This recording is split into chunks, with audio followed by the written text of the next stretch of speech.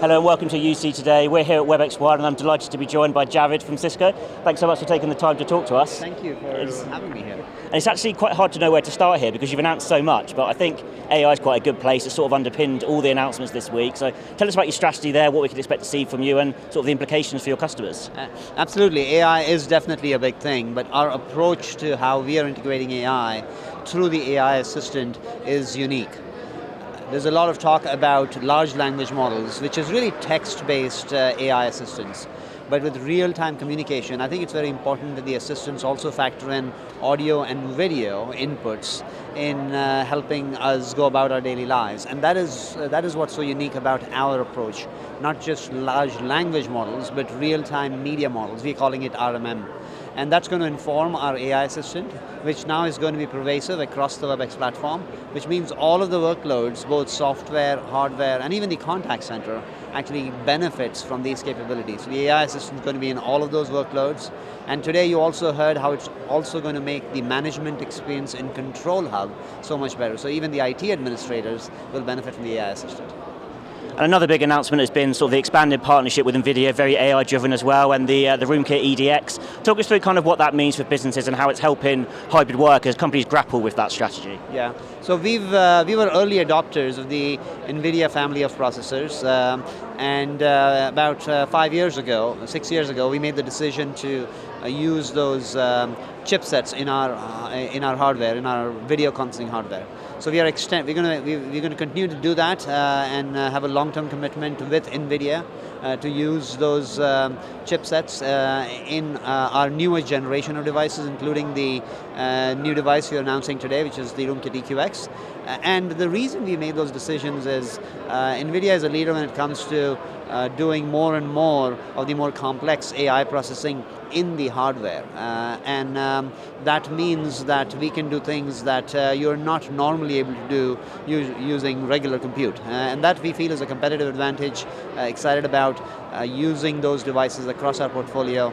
And I think the things that we announced with the AI assistant, we can be 10x better because so much of that is now happening in the firmware, it's happening in the hardware versus trying to do that in the software. And we'll move on to another announcement. Like I said at the start, there's been a lot. The very start of the week, it feels like a long time ago now, there was some announcements around Apple, really interesting support for a couple of their devices. And I just wonder kind of what the thinking is there and your expanded partnership with Apple. Yeah, actually it does feel like a long week because we've announced so many things in the last couple of days. But we've always been building custom experiences for the Apple ecosystem. All of us use Apple in some form or the other, all the way from phones, and now increasingly things like Apple TV. And this week, the two specific announcements were when the new Apple 4K TV is available and the upgrade to the Apple Watch comes in, we will make sure that we have native experiences on those devices for WebEx. So what does that mean? Now, we sometimes joining meetings from home, from our living rooms, and those experiences now will have another option. And same thing with the phone, the watch. We also want to be able to take certain actions from the watch interface, and we're going to add support for that when that new operating system becomes available. So excited about that. Now that's in addition to other native experiences we've built for the rest of the Apple ecosystem, which we've had for a while. So the iPad, the Mac, and we also have things like AirPlay that we've enabled on our video conferencing devices. So we are committed to that ecosystem. All of us use and love the Apple ecosystem, and we want to continue to support that. Great, and I'm sure now there'll be a lot of work going on behind the scenes to get these innovations into the hands of customers. I just wonder, speaking a bit more generally, what are your priorities for the coming months and heading into next year?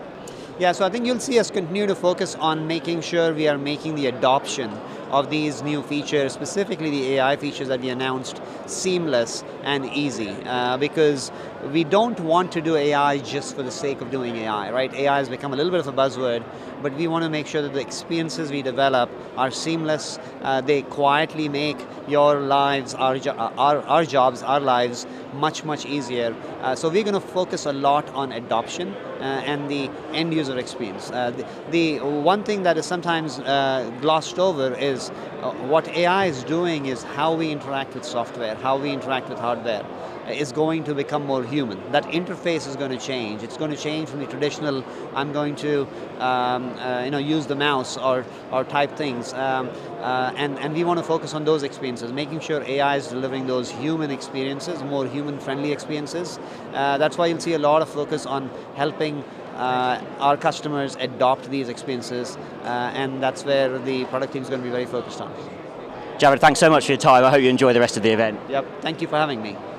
And thank you everyone for watching. Remember to stay tuned to UC Today to find all the news from WebexOne.